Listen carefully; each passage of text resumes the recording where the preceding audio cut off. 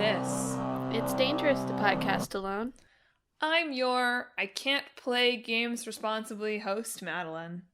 I'm your, super responsible gaming host, Emma. Nice. And thanks for tuning into the show. This week, I can't believe it, didn't we just do the 6 weeks of gaming episode like a day ago? But it's what we've been playing for the past 6 weeks. Yeah, I don't know. I think it was 6 weeks ago. Who would have thought? Who would have thought that 6 weeks ago we did the thing that's about every 6 weeks? Not me. Not me. So I've got games galore this time. Although it's kind of funny because I feel like if you go back and listen to a 6 weeks in gaming episode from about this time last year, you're gonna see some overlap this time in a funny way. Of games? Oh, yeah. I guess that makes sense. I have just 4 plus 1 that I share with you, I guess. So 5 then. Yeah. Then I guess I'll kick things off. Sure. I think overall this year, maybe I should save this for whatever year-end episode we do, but I think I've been doing a much better job this year of not only starting games for the podcast, but like continuing to play them. Yeah. I think in 2020... I've also felt that way. I've dropped a lot less games this year. And do you think that that's like stubbornness?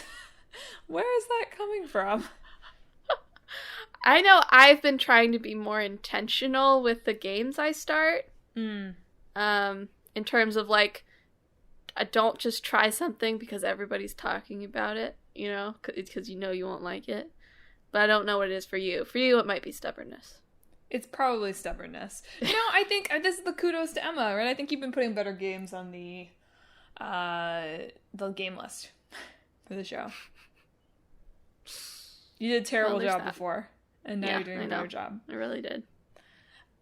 So I'll start off with a couple of the games in the podcast that I've continued to play. Sometimes this is a very boring update where I'm like, yeah, I played this a little more, I guess, not that much. But I actually think I have been playing the 2 games that I played for the podcast these past 6 weeks pretty regularly. So I've continued to play Cozy Grove. I did not yet give in to the temptation to return to Animal Crossing. I sort of feel like I should, but I'm scared. You could well, we're home over the holidays. It might be entertaining for you to return to Animal Crossing, so you could save it for that. That's what I was thinking about Thanksgiving, and then I didn't do it. But probably I will need more of that over the holidays. And you're right that there are more likely to be small children potentially involved in gaming activities. So I guess the children are not that small anymore. Smaller children involved in the gaming activities. So medium-sized children. You're right. I say medium-sized, some like of one them of are them isn't taller than me. Medium-aged children. But I've not yet returned to Animal Crossing, despite obviously that big update dropping, and despite several of at least one of my students being like, you have to play it. It's so good. I'm cooking food now. And I was like, okay, maybe I'll play it. See, that sounds not appealing to me, is the thing. More inventory to manage? Wowee! Am I excited? I don't understand what the point of cooking the food is, but that's what's been keeping me. This is not an episode of games I haven't played, by the way, listeners. I'm sorry, lame way to start, but here I am, Animal Crossing. But yeah, the thing that's keeping me away from Animal Crossing is the lack of drive of it all, still. I still feel like, while I'm excited for there to be more ways to interact with my neighbors, and missing Ozzy and the Isle of Sheba in that way might eventually draw me back, I'll admit that I'm in a task-oriented time of year, and I am craving games that make me feel successful. Perhaps by Christmas, when I have achieved some things in my own life, I will feel differently. But right now I'm craving the dopamine, serotonin hit of games that tell me you achieved something. So I've continued to play Cozy Grove since playing it for the show. I've logged in for like 30 days of Cozy Grove. So I've been playing it pretty regularly. I still don't think that Cozy Grove is necessarily better than Animal Crossing, if that makes sense. Yeah. It's definitely a game that, like, for example, Click My Boyfriend was putting together a list of games to recommend for his sister, who loves Animal Crossing, on the Switch, and asked if I would put Cozy Grove on there, and it has a little bit too much jank to it for me to be like, this is a top recommendation type game for me. But if you're craving something Animal Crossing-like, in that it involves fishing and gathering things and talking to animal neighbors, it does really scratch that itch, and it scratches that itch in a nice way of having much more concrete tasks. So if you're someone who, it's not so much that I feel overwhelmed by Animal Crossing that I'm not especially interested in aggressively terraforming my island about Animal Crossing. So if you're feeling like Animal Crossing has not enough direction for you and you're willing to tolerate a little bit of jankiness, then I would certainly recommend Cozy Grove. It's cute. It's interesting to learn more about my bear neighbors over time. The fetch quests are kind of annoying, but your ability to buy a hint, and not even just a hint, right? Like, literally tell me where it is, basically, for so little coins, does mean that, like, well, I do often, try to put in a little more effort than I enjoy to find the fetch quests. I don't feel that bad when I go in to buy the hint because I want to be done for the day.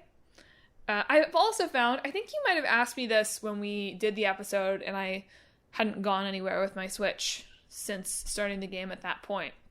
But it is a good game for a commute. There's definitely more to do each day now than there was in the early days. Right now I have more like 8 or 9 bears living on my island, so there's just more to do.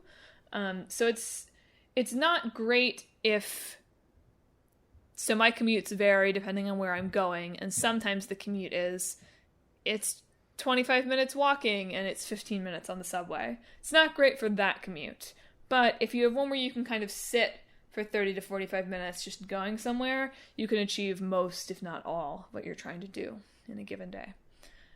So I'm enjoying it. I do think I'm sort of sticking with it a little bit out of stubbornness and a little bit because it's scratching that perfect, simple game itch that I want right now. But I've continued to stick with it. I like a streak. Not that I've played it every day, but I like the consistency of it. Yeah. Should I talk about my other podcast game? Or Sure, yeah. Go ahead. Yeah, so also, WarioWare Get It Together. Click My Boyfriend and I just blazed through. I don't know what it is about this game, but similarly, you can play it in short little bite-sized chunks. They have all sorts of missions to accomplish. So he's also gotten very into the WarioWare gacha, which makes me really worried for what would happen to him if he ever played a gacha game with any real elements to it. I know. Genshin cannot enter this house. Really, I'm worried for what will happen when he encounters physical gacha machines in Japan, but I'm worried for you as well. The next time we go back, pins. We're just gonna be. It's just gonna be me, like carrying a backpack full of capsules for both of you, like crawling on the floor to scrounge up more yen coins, so that you can feed your gacha addictions. Finally.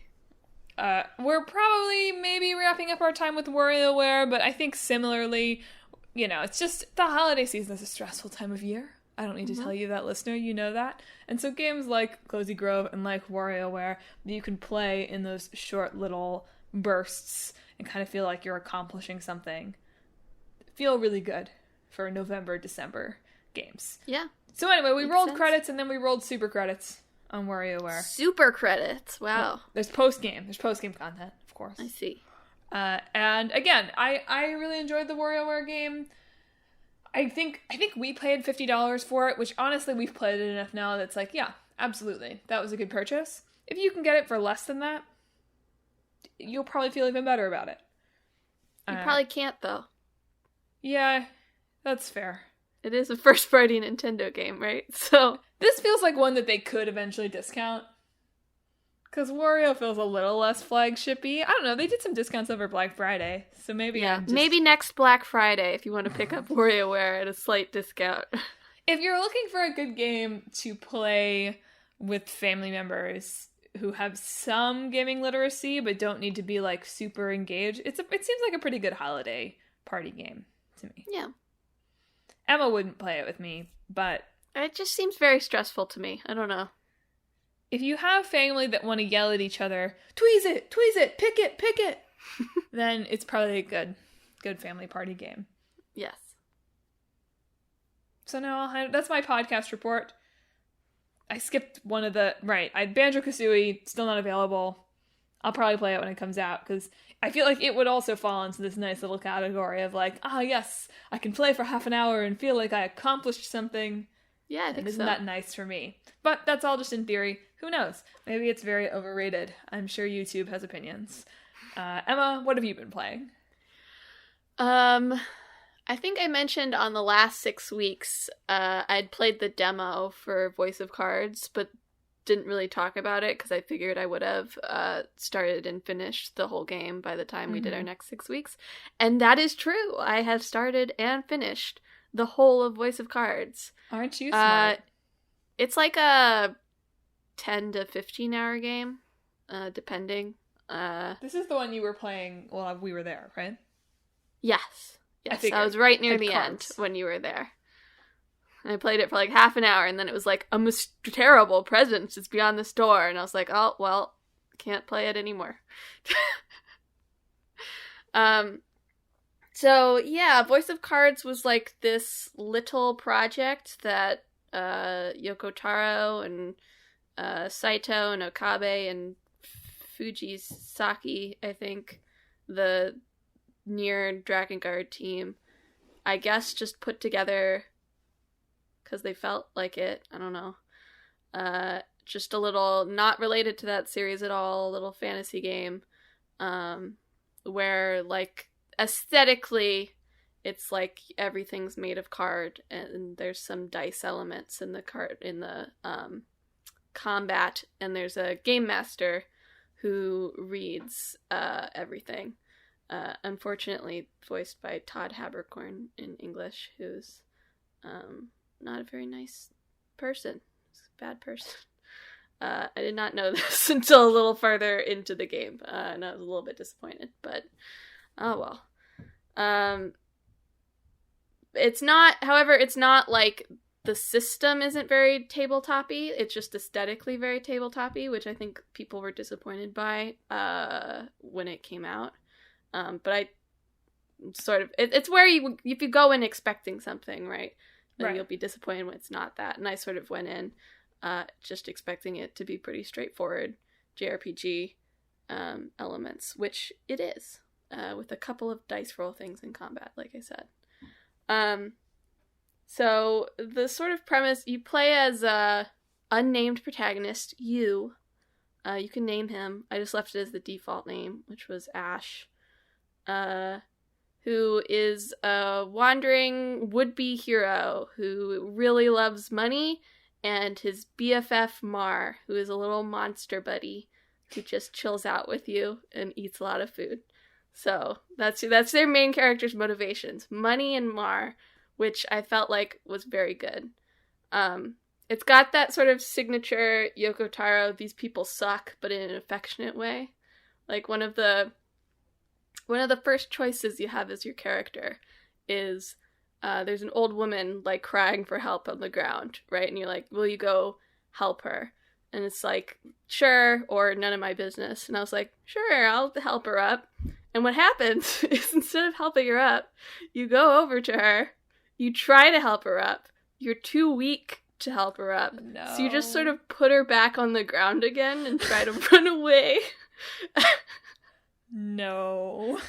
And then your Mar and your new traveling companion help the lady instead because you're whining like a child, I think was the quote. So that's sort of the vibe of it. It's very much like, if you've played a Yoko Taro game, it's like that, but compressed and simpler, I would say. Despite it being like that, though, I found it very cozy. I don't know. I took to playing it in like 20 to 30 minute chunks while I had my coffee in the morning, between taking my dog on a walk and walking the 5 steps to my desk for work. Your commute? Yeah, my commute.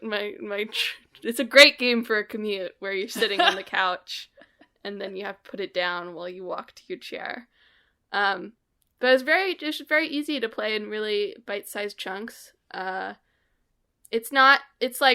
story isn't anything like life-changing, I would say, but it's fun, and I liked the characters, and there were a couple of moments that I thought were genuinely really cool, and then the rest of it was just like a fun, good time. So if you're looking for something, that's still sort of got a story to it and has some good music and stuff, but, you don't really want to commit to like a 50-hour game over the holidays, I recommend picking this up. I think that would be a good choice. This is just the Talk This Holiday Gift Guide. Bite-sized holiday gift guide. So I'll do my super bite-sized updates here now in the bite-sized theme, right? So I have played a little more Skyrim. I really need to sort of set a goal for myself. We're at the time of year where I'm thinking about making sure that I've beaten more games in the year than you have, if I can, right? So I can be the winner. And so with Skyrim, I'm like, I really need to actually play this in a focused way before I'm separated from my PlayStation for the holidays. I don't know. Are you going to bring a whole suitcase to bring the PS5 home? I'm not going to bring the PS5 home. It would take up my entire suitcase.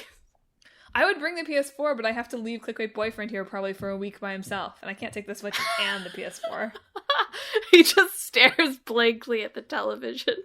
Nothing on it is what I would assume would happen. It's his birthday today, Sunday, so yeah, let's roast him. Let's absolutely. I didn't mean to roast him. Happy birthday, Clickbait Boyfriend. I know. What would I do if someone... September 2022. But what would I do if someone took my Switch and my PS5? I would stare blankly at the television. Well, he would have the PS3. Oh, you're right. Never mind. He wouldn't have to. So he could he could play dangerous amounts of Katamari. Yeah. The way we did a couple months ago. Go listen to that podcast. Anyway, I sort of feel like I want to, not that anyone has ever finished with Skyrim, right? But I sort of feel like maybe I should try to progress through the main story a little more in these next 2 weeks so that I can be like, Skyrim, check, 10 years after it came out. Yeah. I did not try out the new 10-year anniversary modes, however. There's fishing now. Who cares? Fish in Skyrim are useless. It's finally a real video game, though. You're right. That it's important for the categorization, for sure. Like, I won't argue with that, but I won't be doing any of it. But they also have a survival mode now, where you have to make sure your character, like, eats and sleeps and doesn't get too cold. Oh. I'm like, I don't know if I would... Who wants that? There are definitely games that have that, right? Like, yeah.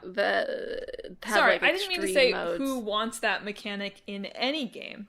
Sure. Yeah, I get it. Yeah, Skyrim, who wants that? Yeah. Yeah. I have not slept once because my character has been a werewolf for like a year. And there's no point in sleeping. Like, you get bonuses for sleeping, but werewolves don't get them. Okay. So I don't think I've ever gone to sleep. Sweetheart McBabe II is made of strong stuff. Sleep is for the weak. Exactly, like Sweetheart McBabe I. Yeah. Who died. Couldn't sing. Yeah.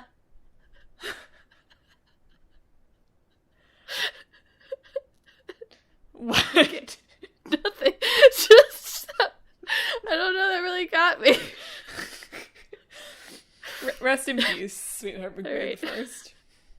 Poor Sweetheart McBabe I. Sweetheart McBabe Jr. lives on. Anyway, still having fun there. Probably need to work it back into the rotation a little bit more, but I just have I have too many games going on right now in classic Madelyn fashion. And Skyrim just has not, for whatever reason, been on the docket as often as some of the other ones for one reason or another. So I played a little bit of that. I also played a little bit of Eastward, our new game for the podcast, next week. probably save that then. I will, but I just wanted to roast myself for thinking that was the podcast this week. Head start. Yeah, you'll actually get to hear my take on maybe more than the first hour of it. We'll see. This is a busy week for me coming up. Next week I'll be like, yep, I mentioned it last week, did not play another minute. Did get very lost at one point. I couldn't find how I was supposed to go, and then I did find it, and it was quite obvious. But I'm enjoying it so far. More next week. Little teaser. Tune in. Back over to you. I have officially gotten farther in Disco Elysium than I had in either of my 2 attempts to play it on the PC. So past hanging yourself with your tie or whatever, whacking yourself on the fan and dying. I don't know what happens in Disco Elysium. No, just generally like not just stopping playing because I'm terrible at playing games on the PC. So I had never gotten past the first day on the PC, which does not sound like a lot, but it's a few hours to get through the first day. Significant amount of playtime still. But I was a little bit unnerved by myself playing. I'm playing on I think it's the PS4 version, but I'm playing on my PS5. By how, like, competent I felt during that first day. And I was like, maybe it's because I played it 3 times. Yeah. Or maybe because it's haptic. Yes, the haptic feedback. I don't think there's any special haptic feedback in this. Really, I don't really understand, to be clear, in much the same way as I don't understand what a teraflop is, I don't understand what haptic feedback is. I just like the controller, like, blows air on your face, releases scents. For a moment, for just half a second, I was like, oh, does it? No, it does not do that. Man, when is DualShock's smell-o-vision being released? Hopefully never. But yeah, it's like, I was like, wow, I know where to go, what to do, what's happening, I have so much extra time. It's just because I had already figured this stuff out. I also have a cool build, I think. I'm very agile and, like, handsy. As in life. Yeah. And also a little bit like emotional, I guess. But I remember, like, in one of my previous PC builds, my drama was really high, so it was always like, lie at totally inappropriate moments. And now my interfacing is really high, so it's like, steal, No. literally all the time. I have taken it up a couple of times. It has not been helpful in any case. Just a new random item in my inventory. Yet. Which is... You never know. You never know. Anyway, I'm about, like, halfway through the second day now. The body is down from the tree. We've done the initial interviews. It's all up from here, you know? Kim is my friend. Good. Yeah. I received that achievement already. All about the achievements. Yeah, the achievement where Kim thinks you're cool. I think that's the only one I've gotten so far. It's the only important achievement. It's true. I could just put it down now. It's all downhill from here in that case. You just said it was all uphill from here. It's both at the same time. With Disco Stew. That's not his name. What? Disco yeah, isn't the main Stew. character's name Disco? No. That's not his name. It He doesn't know be. his name at the start.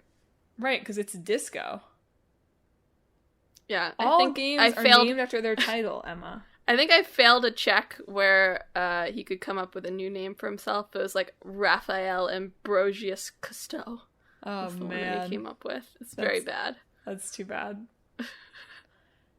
This is one that CVB keeps toying with getting and then not actually getting.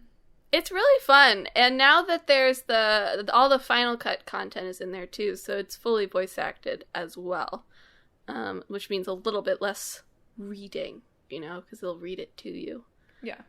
But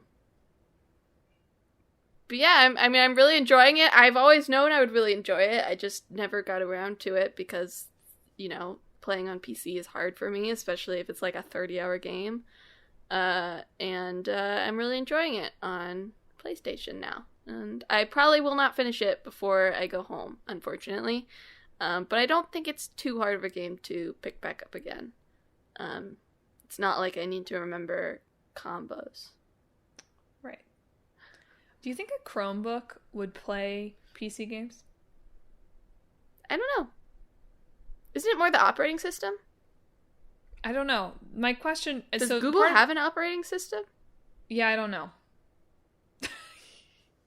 I got a Chromebook from Verizon for having internet. Yeah, I assume if you have Windows running on it, it could play. I haven't opened it up yet, but maybe I probably shouldn't open it up until I get through this next week, at least. Yeah. Yeah. And then we can see if I dive headfirst into Crusader Kings or whatever.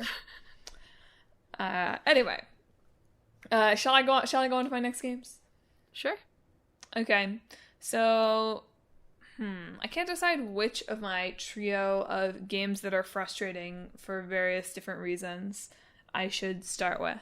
Man, you've really got a lot of games. Yeah, well, these are the last three, plus our shared game. Oh, okay. Do you want mechanically challenging, brain challenging, or kind of both challenging? Well, kind of both should go last, obviously. Fair enough. But you have to pick one. Oh. Mechanically challenging. Sure. That's right. Let's hear about the baby gamer hands. Super Monkey Ball, Banana Mania? Banana Mania, I think. What did you think I said? I just heard Mania. Is it Super Banana Monkey Mania? Ball Mania? What is the other one that I have? The other one is Banana something. But Banana Mania is the new one, right? Yes, I think so. HD, I think, is at the end there, too. Sure, HD. So we've been playing Super Monkey Ball. This is the flashback to me at the end of 2020 playing aggressive amounts of Super Monkey Ball. Guess what? We've taken a little bit of a break from it with Thanksgiving, which is good, probably, because there have been similarly aggressive amounts of Super Monkey Ball being played. And this is where I get to the games that I'm unable to play in a responsible manner. Oh boy. Super Monkey Ball has become the, couch co-op game here at Talk This NYC HQ, and that we pass it back and forth. We play in the story mode, so we're not doing the challenge mode where you, literally have to get through every level without dying, because that would be over. That would already be over. But we have encountered at least, half a dozen levels that have taken us multiple days of play sessions to get through. Super Monkey Ball is really hard. It seems like it is. It's really, really hard. It's just oh my god. Some of these levels we tried a billion, million, bajillion times. Sometimes you can switch to Kiryu, and Kiryu gives you the boost you need. I think it's all psychological, but you never know. But yeah, Super Monkey Ball, really, really difficult. It's fun. This is not a game for the holidays. It's not for children. This is not a children's game. Don't get it for children, even though there are monkeys in it. That being said, I don't think I told you this on air. I think I told you this after the fact. We did discover that the Banana Fritters, the singers of the theme songs for these last two Super Monkey Ball games, which you really should look up, they are really, really good. These theme songs. They are just really good. They're all about bananas and really funny and really peppy, and they always have some good breakdowns in the middle. Just top tier stuff. All three of the singers in the Banana Fritters, pretty successful to wildly successful voice actors. Mm-hmm. So, I don't know when they're going to put in the bonus karaoke track for Akiyama in Yakuza, singing, Whoa, Whoa, Whoa, Baby, You're a Monkey.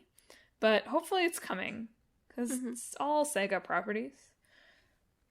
I think these guys lucked out. I mean, like, all Seiyus have to have, like, a side singing gig, right? Where they do a couple of songs every once in a while. And they got Banana Time. So, like, that's the gig. That's the one you want. There are videos of them on YouTube, like, in banana costumes, singing the song. Exactly. It's just astonishing. We hadn't figured it out. We looked at the Banana Fritters before, and it had been like, oh, this is so weird on Spotify. Like, they're a band from the 80s, like the late 80s, and now they just do Super Monkey Ball themes. It's like, that's so weird. Like, did they just hire someone named the Banana Fritters just because that was the name and it was funny? But I don't think that's it. I think it's that Sega had relationships with these actors, and they were like, haha, you're in a band called the Banana Fritters. Yeah. Why don't you sing our theme song? Yeah. But the theme songs are really, really good. And the music in Super Monkey Ball in general is really, really good. It's just that sometimes when you get stuck on 2 levels in the same world for multiple days at a time, it's like, can I please not listen to the washing machine world levels anymore? Yeah, fair. Anyway, I'm really looking forward to the AGDQ run of this game to make me feel like a baby gamer with baby gamer hands. Wonderful. Should I do another? You got 2 more. I've got 2 more plus our shared one. So take it away. Oh, me? Okay. Yeah. Okay. I played a little bit more of Cold Steel 4. Bleh! Sorry, I just feel like I should be holding an intervention every time you start. And, like, the fact that you suggested it to the big boyfriend. I was kidding. He was asking for JRPGs. I know, but just the fact that I just can't believe that after all the pain it caused you, that you would be like, yes, bring that into your home. You know what? The combat's fun. There, I said it. I put it out there into the world. I praised it. The intervention is coming. I'm sort of working on a project that I'm not going to talk about yet because who knows what it'll be, but it's making my progress through Cold Steel 4 a little slower than it might be. So there's that. I'm just saying that because I have not gotten very much farther. Watch this. Watch this. I'm just saying that because I haven't gotten very much farther in it as last time, in addition to having other games that I was playing. But still no Reen. We're still just with the kiddos. It's very funny. It is fallen into this funny pattern where it's like we get this nice scene with like the 3 kiddos like being friends and like being normal, and then like one of the side characters comes in and suddenly it's like gross or weird or not funny in some way. So it's got that whiplash. It's like we've got, you know, like Kurt, Yuna, and Altina like chilling out, being friends, not being awkward, and then like someone comes in and they're like, ho ho ho, the boys and the girls are hanging out. Oh no. You know, in that sort of way. Mm-hmm. But now they're off and sort of doing like their first chapter things where they're sort of looking, the world's ending of course. After the events of Cold Steel 3. The curse is rampant. The curse being imperialism. Oh, okay. Racism? Just that's the isms curse that makes people into I was ready for it to be a virus. I was like, it's going to be a pandemic and that's going to be funny. But no. Imperialism, racism. Sure. The curse gets you and suddenly you're a bad person. I don't know. I was thinking when they introduced this idea of the curse in Trails of Cold Steel 3, I was like, this is interesting, right? Like a supernatural force of like national guilt and violence, that causes these things to cycle over and over. And the way 4 is framing it is instead like the curse gets in you and then you're a racist. Oh no. Like all of a sudden. Which I guess is sort of how it works. I don't know if you're really hunting for a metaphor in there, but they're not. Yeah. The game. I'm looking for the metaphor. The game is not interested. It's that sort of thing. But whatever. The kids got cute new outfits. I have a bunch of. I got some. But whatever. Racism causing pathogen. The kids are cute.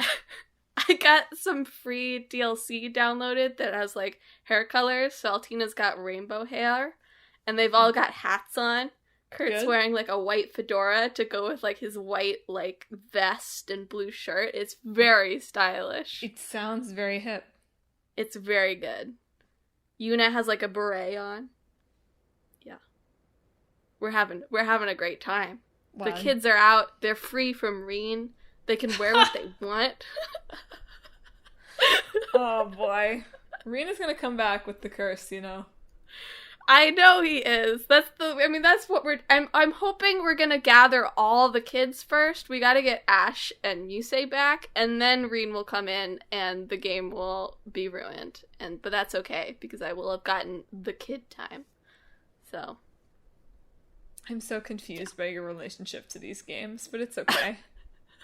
As long as it makes you happy, I support you. Twitter has told me that these games are, like, the bad ones. Oh, great. So, it just happens. I picked it up because I was interested in the Trails series, and these ones were the only ones on console over here at the time. So it's just my bad luck, I guess. Anyway, once this is done, they've started, like, the new series, like, Trails of Black, I think is probably what it's translated as. It's Kuro no Kuseki. Okay. I don't know what their official title would be. And apparently that one's better in that it, like, has a little less of, like, the Reen player insert social elements. Has a little bit less Reen. I just mean, like, the player insert, like, dating elements, and the cast has been a lot shrunken, and yeah. So maybe I will pick that up when it comes here in, like, 3 years, realistically, is probably when it will be translated. But take a break between that. We'll see. Sure. Anyway, look forward to, I'll be talking about this every 6 weeks for at least a few more episodes, so look forward to it. We got a break for a while, listeners. We really did. A respite. Uh-huh. Well, okay. So now for my mentally challenging game. After I think 10-month hiatus, like, my boyfriend and I returned to the kind of, like, post-game levels of Baba Is You. We got through them. We had been stuck on a level back in January for, like, ages and ages and ages, and we were just like, okay, we're gonna give it a break for a while, and then we gave it a break for 10 months. And then we figured it out. Which was pretty smooth, pretty slick. And progressed through a good deal of the post game. We played a little Baba Is You with Josh's mom, which I did not think that she was going to be into the game, and she sort of started to enjoy it. Cool. Which was cool. I still sort of don't really think it's a good game for beginners. Mm-hmm. I think that even though the playstyle of Baba Is You is very simple, well, it might be a game for beginners if you have a parent who is, like, a comsci, like, who codes, perhaps. What if they really like crossword puzzles? I don't think it's very much like as someone who enjoys a good crossword puzzle, it's not really like doing a crossword, believe it or not. I know it's not like doing a crossword. I just mean, like, that sort of person. Like, that kind of brain games person absolutely might enjoy it. I still think I would start... I think some of the joy of Baba Is You is like, this is so different from other games, but still so good. And I think you lose some of that, and you might just fall into a quagmire or frustration if you didn't have that, like, this is a different experience, and I'm challenging my brain to fall back on when it got frustrating. that's the trick. It's the same idea as with Super Monkey Ball. We were playing Super Monkey Ball and Baba Is You at the same time. Something about the darkness of winter causes Clickbait Boyfriend and I to want to hurt ourselves with video games. Yeah. I'm simultaneously craving games that make me feel good and accomplished easily, and games that punish me for wanting to feel good at them. So psychoanalyze that. But we have not yet played. So we got stuck on a level in Baba Is You again. And Baba Is You is really the game that I was talking about. Like Super Monkey Ball also to a large extent is this. But Baba Is You is not a game that I am able to play responsibly. Because you just keep thinking that like you've made a little breakthrough and you're just going to keep trying when you're stuck on a level. And it's so frustrating. It's so frustrating to have spent like an hour and a half trying to figure out a level sometimes and not have figured it out and then put the game down. So this is definitely the kind of game that's like I have been guilty of playing for too long and far past when I was enjoying it because I wanted that big hit of like, yes, I figured out the level. Yeah. It was all worth it. And so it especially sucks when you close the game without having figured it out.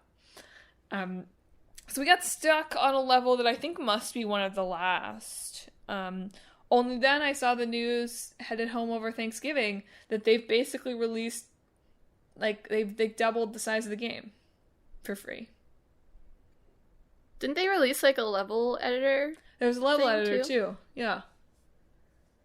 So I'll make Talk This Is Cool as a level editor, probably. And that'll Sounds just good. make you win. That's good. I love that. Yeah. But you can pet the dog now. I don't know if you can do fishing. We talked about, or you made the joke that Baba Is You has a fishing minigame to me or something. So funny. No, you said it. I felt like you said it. I didn't say it. I was just texted in a confusing manner. Gotta keep up. Sorry. I need perfect grammar in my texts. But yeah, so that may be an excuse for us to go back to the game. Because I was sort of thinking, okay, like, we've really banged our head against the wall on one of these levels for a while here now. Maybe we'll take a break. But if there are a ton of new levels, I'm excited to not be doing the one that's like post game hard. And maybe go back to some where I can get that sweet, sweet feeling of success. I really think that that's the core element of game design that everyone needs to think about at all times, is the player feeling successful as much as possible. You know, maybe you would like Dark Souls, Madelyn. No. It's the same sort of thing except with combat, isn't it? Like, I guess, except that it's a very fine line that I'm walking on these games, Emma. I really don't enjoy a lot of my time with Super Monkey Ball and with Baba Is You and with our next game, hint, Outer Wilds, right? I don't enjoy a lot of my time with those games. I enjoy what I'm talking about. See, I feel like that's Dark Souls players too, though. I know, but that's bad. That's a bad way to feel. These games make me feel bad sometimes, Emma. I can't have more of them. I'm already playing 3. I didn't mean start it now. I just meant in general. We've even started to turn WarioWare into this. They have the Wario Cup, which is like a weekly challenge. No. Josh and I played the weekly challenge trying to get the gold cup like 40 times in a row. Oh no. We did eventually get it, but like it's dangerous. My personality is not such that I should play Dark Souls. You're right that I might get some nice little like, ooh, yes, I killed the demon. I don't really know what Dark Souls is. There's probably a demon in there somewhere. Do you kill the demon? I don't know. One of them's called Demon Souls. I assume there's a demon in there. But are you the demon? Or is... Whose soul? Anyway. I know nothing. The discourse around Dark Souls is such that the only thing I am able to know about it is that it's very hard and it will never be easy. There's no way for me to know what the game is. That's all that I'm allowed to know. Anyway. Baba Is You, also a pretty bad game probably to play with your family it's already been Thanksgiving, over Christmas. unless you live with a family of robots, which you might. I can imagine a very specific family getting very into Baba Is You together, but I think for most families, it would probably be bad. Yeah. Anyway, back to you, Emma. Do it with the kids. No. Maybe the children have the malleable brains that would be able to figure things out. I get stuck on, like, this is the way we do the solution. Even though sometimes it's like, this is really complicated. Could this really be the path to the solution? And I get stuck on it. And I'm like, no, if I can figure it out exactly right. And I'm sure the little children would be like, the high plasticity in my brain allows me to see multiple paths to the solution. Oh, great. My neurons are still forming connections. Stop it. Okay. The other game that I started and completed over the 6 weeks was Tales of Arise. It was on sale. It was $15 cheaper. I was like, sure, I could use some Tales of Arise. So I bought it, and I played it. And I finished it. It was interesting. I had seen, like, over the years, sometimes people having takes like, oh, Berseria was Tales trying to get serious. And with the caveat that I have no idea what any of the developers were thinking, I do not agree with that. Berseria is, like, pure camp. Like, so campy. Like, all the characters were, like, designed by different character designers for the 15th anniversary project, and you can tell. Like, they somehow still work together, but that is because the air of that is so extreme and out there. Because, you know, you're the emotion side on the emotion versus logic fight. So, of course, you have to be, like, screamo, evanescence, emo, goth, whatever, you know? Absolutely. So, like, I really disagree with the fact that Berseria was them trying to get serious. Arise is them trying to get serious. It's weird. It's not that I didn't like this game, right? I enjoyed it. It's sort of, some light spoilers. I'm gonna get into some light spoilers for, like, semi-late-ish game. Not, like, plot points, but, like, things that appear. But it's sort of loosely, it's broken up into 2 different sections, broken up by 2 different OPs, which is kind of cool, in concept. But the second half really feels like they ran out of time. Because it just, like, the pacing just, like, is, like, going, chugga, chugga, chugga, and then it crashes into a wall, and it never recovers. There's, like, one room where there's, like, pages and pages of lore, like the optional library in 3 Houses, except you won't understand what's going on unless you read this lore. Oh, no. And then there's just, like, scenes upon scenes of them, like, having heartfelt conversations with each other. The second half is a real mess, but we'll focus on the first half. The second half also suffers from, somebody on the team played Nier Automata. There are these, like, multiple, like, red girls. Okay. You know what that is from Nier Automata, right? Like, the ending with the red girls? That's just in Tales of Arise. They're girls with red dresses and black hair. Oh. And it's like, I'm like, part of me is like, maybe there's some folk tale that, like, I don't know that these are both pulling from, but no, more logically, they played Nier Automata, thought that was cool, and put that in there. But anyway, the first half is very serious. The second half gets a little more lighthearted as they get more into, like, JRPG end of the world type stuff. Okay. But the first half is about liberation from oppressors. In a very, like, serious way. Like, a lot of JRPGs and the Tales series are, like, the underdogs, and they might have some commentary on, like, the class system, you know, like, nobility sucks, you know, that sort of thing. The way the first half of Tales of Arise works is there's this planet called Dana that is being, like, oppressed by another planet called Rena. They come down and they use Danans for their crown contest, by harvesting energy from them. And the lord in each of 5 regions that gets the most energy from Danons gets to be the Renin sovereign for like the next 10 years. And the sort of the way it's broken up is you go to each of these sections, and each of them are like an examination on different ways that like oppression manifests itself. So like the first one's just like what you think of when you think of slavery, right? The second one is like how people can incentivize an oppressed class to turn against each other, right? By offering rewards or like, you know, having spies among the things or whatever. The third one is like when it's equality in like name only, you know, like they get paid and they can do, you know, they can take days off, but they still call them slaves and they still are harvesting energy from them. And there's this like thing of like, well, once this lord goes away, you know, the next lord can snap their fingers and everything's back to the way it was. So can you really call it equality? Right. The third land is probably the most complicated in its ideas, I think. I don't know if it fully lands it, but it's interested in exploring it, which is neat.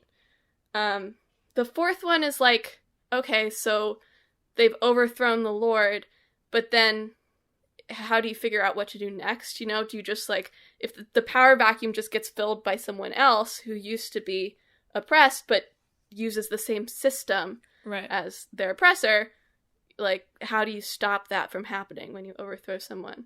And the fifth one is religion is bad. It's like theocracy. Sure. And it's interesting how seriously it approaches all of this. Like, there are still skits, but very little, like, jokey, funny ones. They're, like, skits where they're, like, talking about why things work the way they work, or, like, character beats, or, like, it's the main source of levity is, like, the little owls that you find around. Okay. It's, like, the little collectibles. You have a little Hoodle is your little animal mascot. They make disturbingly human-sounding whoos. Hoo-hoo was my favorite one. Hoo-hoo. Hoo-hoo. Hoo-hoo. They hoo while you're looking for them so that you can find them. And that's, like, the only source of levity through, like, the first half of the game. That's a slight exaggeration, but it's kind of true. So it's an interesting turn for the series. There were parts that I did not think worked, but I admired them for, like, you know, the Trying. 101... Yeah, the 101 course on... Freshman dorm. Yeah. You know, because I feel like a lot of JRPGs have those themes, but don't, like, try to think about them so directly. Which is why I was a little disappointed that the second half stumbled so hard in a lot of ways. But yeah, I enjoyed it. It did not really feel like a Tales game, for better or for worse. Like, in a lot of different ways. The things I mentioned about the demo, like I think the battle UI is still awful. The amount of times someone would just die and I would have no idea what happened was a lot. There's this very funny moment in the game where, like, for a long time you have, like, no money, and so you really have to scrounge to survive and, like, make smart use of when you're going to battle. And then you open a chest and it suddenly has, like, 23,000 gold in it, and then you never want gold again. It's a very sudden moment where it's like, you have money now. You've made it far enough. Now money. So yeah, it's the combat is fun though. I played as Law mostly, who's punchy boy, which was very much my style. It is also funny. Okay, one last thing, and then we can move on, because that's sort of my overall thoughts on Arise, which is that I enjoyed it. There are parts that didn't work. It doesn't really feel like a Tales game, but it's still a good game that I'm interested to see where the series goes from here. But the last thing that I thought was funny is, like, each of your characters have, like, their own, like, special ability that works on, like, better, on other different types of enemies. So, like, our Law can break armor, which will stagger the enemy. Or Rinwell can steal arts when the enemy is casting them. And the main character, Alphen, has one where it always knocks the enemy down, but it takes some of his HP. But you can still use these abilities when they're out of the party. So there was really no reason to keep Alphen in the party. Right. Because I could just spam his break attack and he would stay at 1 HP in the backup. Pokeball. Yeah. Which, especially with the system, they have like cure points where that's the amount of healing arts you can use, and then you have to use like an orange gel that's really expensive to up it again. So I felt like him losing a lot of HP and that system did not mesh well together. Mm-hmm. So, like, by the time I had enough parties to put him on the bench, he was basically always on the bench for like 25 hours of that game when he's the hero. Poor dude. That was the last odd thing about it. Well, my final game of the 6 weeks, minus the shared game that'll be our closer, I guess, is that I continued playing Outer Wilds. I'm very stubborn about this. I will not quit. I'm going to finish this game. I think I've gotten better at playing it.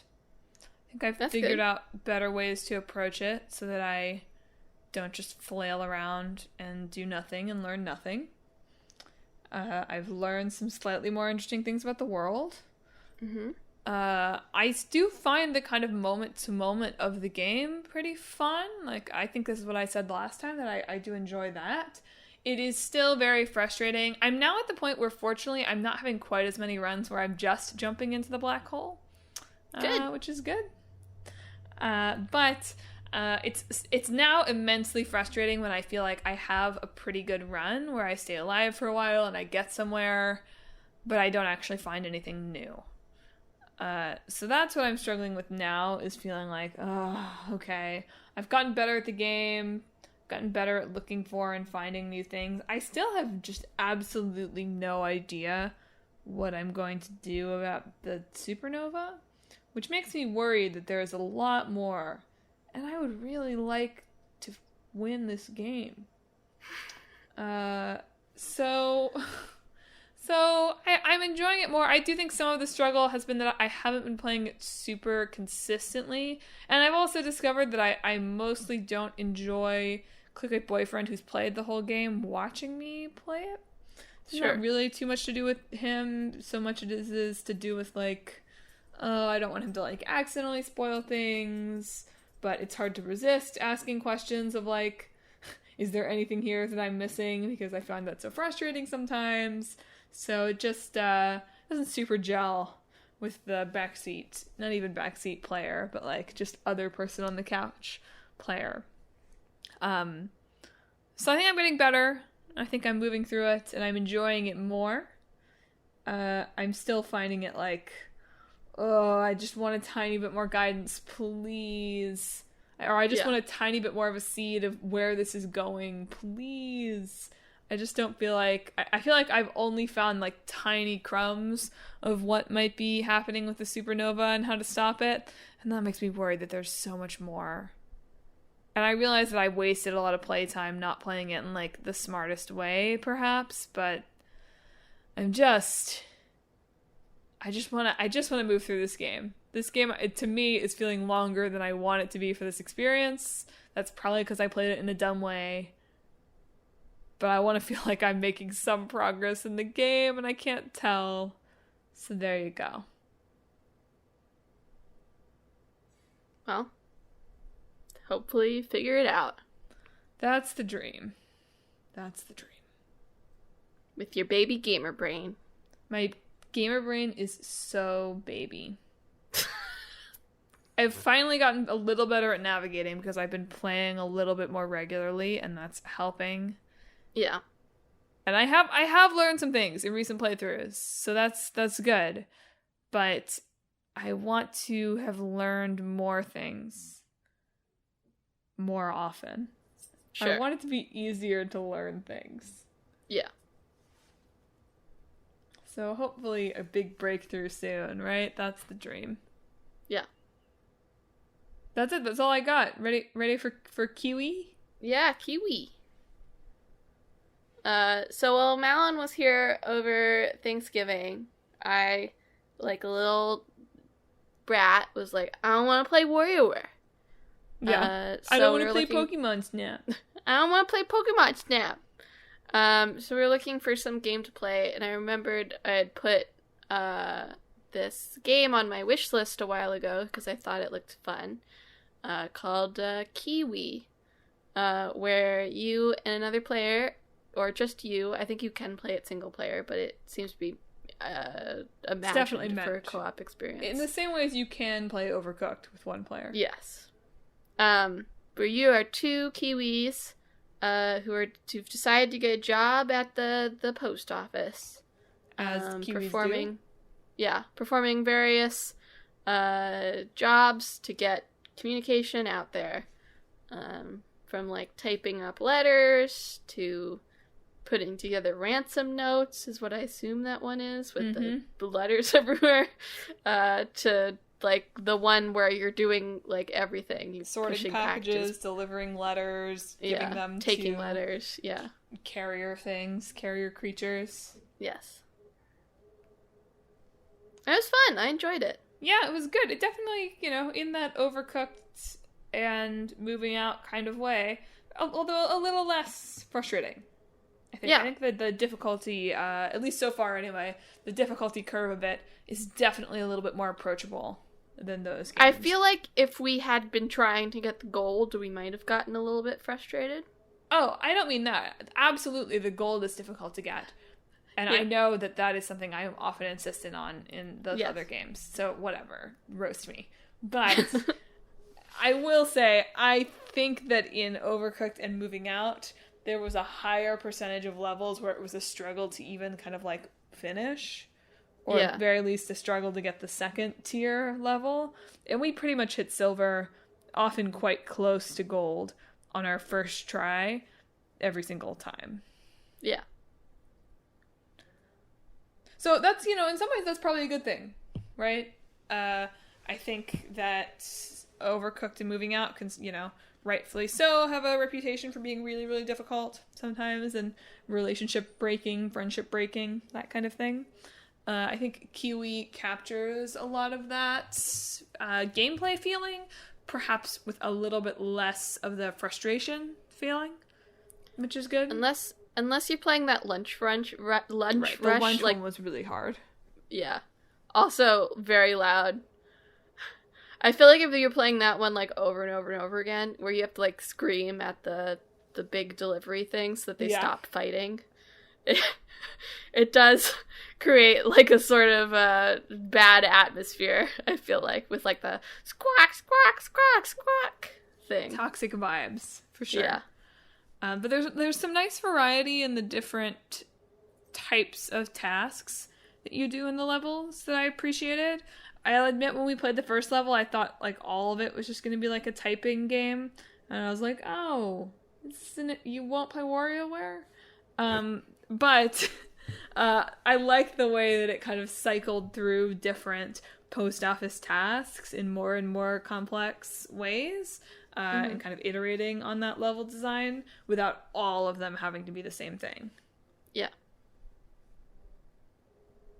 And of course, other games of the couch co-op challenge genre do that too, but I felt like Kiwi did even more in terms of varying what you're doing from level to level than you see in the other games, where it's like, oh, okay, now I can chop fish too.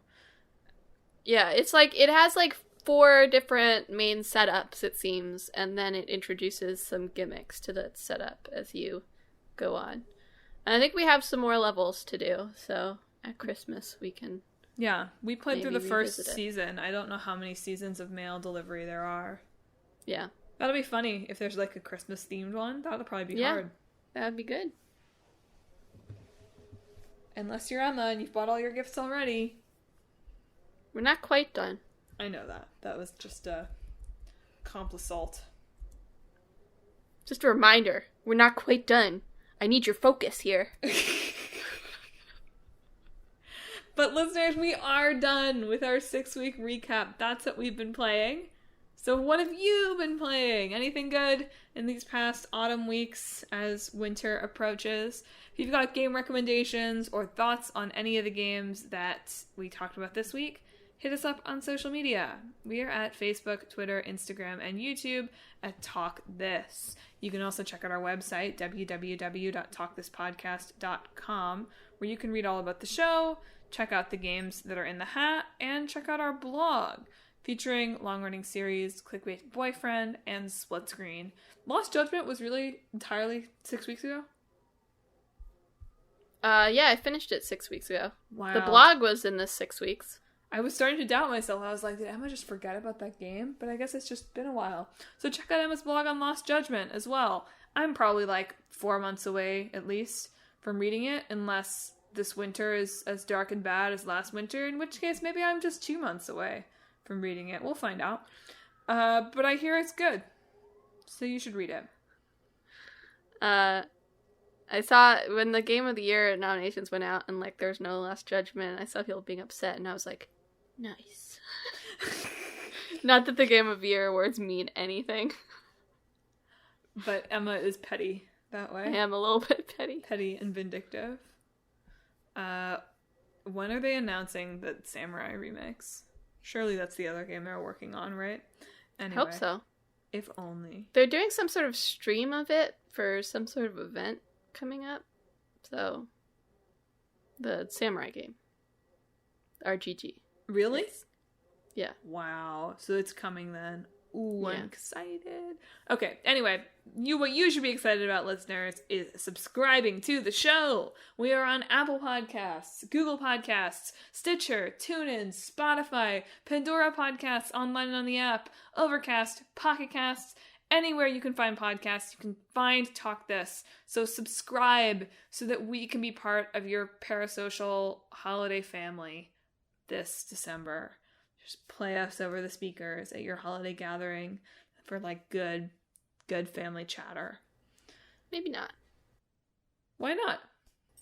Just playing a podcast over the speakers at your family event feels weird to me. But if that's your vibe, who am I to harsh If you are the your robot vibe? family playing Baba Is You, feel free to play Talk This in the background as you solve your puzzles. So yeah, thanks for listening to the show. Next week, not this week. Who would have been confused about that? Not me. Next week, we're talking about Dino Crisis and Eastward. It is Wow. Dino Crisis, right? I was pretty sure. Yep. But I was going to text you today, and then you texted me, it's a 6-week show. And I was like, yeah, of course it is. The Thanksgiving recording schedule really threw me off. Yeah. No, it didn't. Always live Sundays at noon. Fooled you, listeners. Anyway, tune in for that next time, and probably tune in for updates on the Talk This holiday programming schedule, right? Yeah. Should figure out, are we doing games of the year? What's the plan? Well, tune in next time to find out. Emma and I know. Oh yeah, we definitely know. But we will be revealing it in the next episode, maybe. So Yeah. tune in then to find out. Anyway, listeners, thanks for tuning in. Emma, do you want to sign off this week? Why don't you do it? I don't have any good ideas. That's fine. Listeners, I hope that you find the bite-sized game for playing with your family of your dreams.